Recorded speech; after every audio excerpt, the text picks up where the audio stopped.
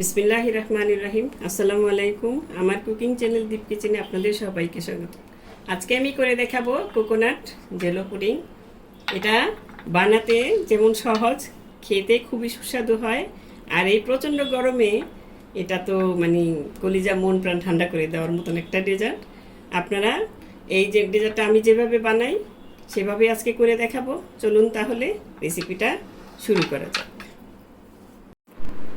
Coconut পুডিংটা জেলোটা বানানোর জন্য যা যা আমি লাগবে তা এক নজরে দেখিয়ে দিচ্ছি আপনাদের। এখানে নিয়েছি নারকেলের দুধ। এই দুধটা আমি ফ্রেশ নারকেল কুড়িয়ে তারপরে এটা দুধটা করে নিয়েছি। ফ্রেশটা দিয়ে করলে অনেক ভালো, আপনারা ক্যানেটটা দিয়েও করে নিতে পারেন।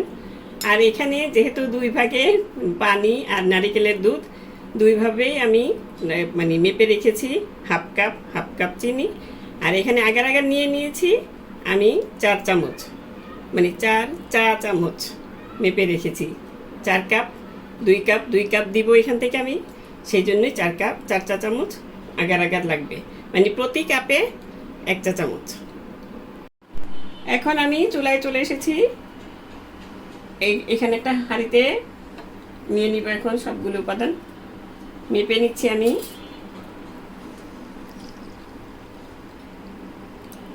এটা ডাবের পানি,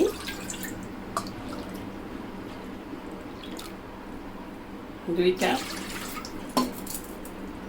এখন এখানে দিয়ে দিচ্ছি আমি চিনিগুলো। আপনারা মিষ্টিটা আপনাদের যার যার টেস্ট অনুযায়ী দিতে পারেন। আমি তারপরেও একটু কমিয়ে দিলাম। এখন আমি চিনিটা প্রথমে গলিয়ে নিব, বেশি নাড়াচাড়া করব না। দুধটা দিয়ে, যেহেতু দুধ আর পানি একসাথে, একটু হালকা গলিয়ে নিচ্ছি। এখন এখানে দিয়ে দিচ্ছি সেই নারকেলের দুধ। এটা আমি সমপরিমাণ দিব। আপনারা ইচ্ছা করলে নারকেলের দুধটা কিংবা ডাবের পানিটা বেশি দিতে পারেন, কিংবা সমপরিমাণ দিলাম। এখন এখানে সেই আগার দিয়ে দিচ্ছি। আমি কিন্তু চুলাটা ধরাইনি। চুলাটা জ্বালানোর আগে আপনারা এগুলি দিয়ে মিশিয়ে নেবেন, যেহেতু আগারটা কিন্তু হালকা গরম পানি হলে কিন্তু জমে যায়। এই জন্য সব মিশিয়ে তারপরে আপনারা এটা চুলাটা ধরিয়ে নেবেন। আমি সব মিশিয়ে নেওয়ার পর এখন চুলাটা ধরিয়ে দিলাম। আঁচটা থাকবে মিডিয়াম আঁচে, আপনি বাড়িয়ে দিয়েন না, দিলে কিন্তু সেটা তাড়াতাড়ি একটু অন্যরকম হয়ে যাবে। আগার দেওয়া তো, চুলার আঁচটা মিডিয়ামে রেখে অনবরত নেড়ে চেড়ে দিতে হবে। এখন আর কোনো কাজ নেই, শুধু নেড়ে চেড়ে গেলেই হবে। প্রচণ্ড গরমে এই ডেজার্টটা খেতে ঠান্ডা ঠান্ডা অনেক ভালো লাগে। আমি এর আগেও ডাবের পুডিং বানিয়ে দেখিয়েছি। এখন আমি বানালাম কোকোনাট, ডাব আর নারিকেল একসঙ্গে। এটা লেয়ারটা 2 ভাগে হবে, দেখতে সুন্দর লাগবে, খেতেও খুব ভালো লাগবে। এখন এখানে বলকটা আসার পর 2-1 মিনিট জাল করে নিলেই হবে। এই যে বলক এসে গেছে। এখন আর 1 মিনিট জাল করে নেবেন, তাহলেই হয়ে যাবে। এখন আমি এটা আর একটু নাড়াচাড়া করে নামিয়ে একটা যে প্লেটে আমি নামাবো সেই প্লেটটার মধ্যে ঢেলে দেব। এই তো হয়ে গেছে। এখন আমি নামিয়ে নিচ্ছি। এখানে আমি একটা ছাঁকনি নিয়ে নিয়েছি, ছেঁকে দিলে ভালো হয় আর কি। আপনারা ছাঁকা ছাড়াও দিতে পারেন। ছেঁকে দিলে বেশি বুদবুদিটা থাকে না, বাবলসটা থাকে না।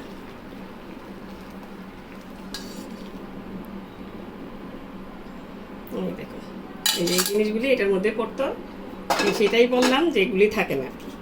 এখন এই যে ছোট ছোট এটা গরম, এটা একটা চামিচ দিয়ে করতে হবে। আমি একটা চামিচ নিয়ে নিচ্ছি।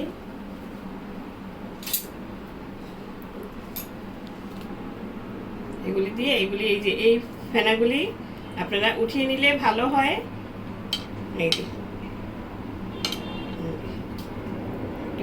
এই যে বুদবুদিগুলি এই বাবলসগুলি, এগুলি উঠিয়ে ফেলে দিলে আপনার এটা জমার পরে ভালো দেখা যাবে। এই জন্যই আমি এটা করছি। এখন আমি এটা এভাবেই রেখে দিব। একই জায়গায় আপনি রেখে দিবেন, নড়াচড়া করাবেন না। তাহলে লেয়ারটা মানে ভালো মতন লেয়ারটা দেখা যাবে আপনার। আর যদি নড়াচড়া হয় তাহলে কিন্তু লেয়ারটা ভালো মতন আসবে না। আর সবচেয়ে বড় কথা, ফ্রিজে রাখবেন না, এখন ফ্রিজে জমে গেলে তারপরে রাখবেন।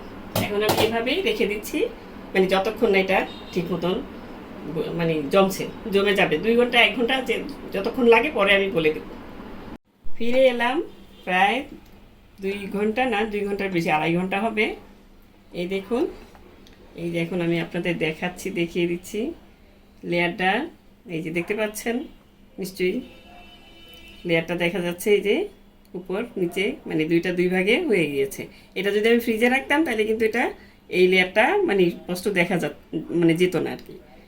এই জন্যই এটা আমি নর্মাল তাপমাত্রায় রেখে তারপরে লেয়ারটা যখন এসেছে তখন আমি এটা ফ্রিজে ঢুকিয়েছিলাম।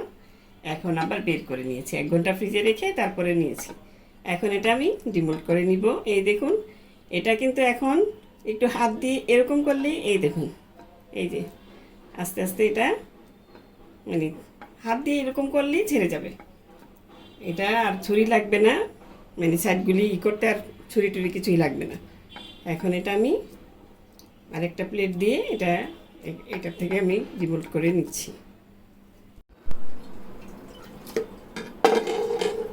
এই দেখুন কত সুন্দরভাবে এটা খুলে এসেছে। এখন আমি এটা কেটে নিচ্ছি, কেটে দেখাচ্ছি। আপনারা যে কোনোভাবে কেটে নিতে পারেন, আমি আমার মতন করে কেটে নিচ্ছি।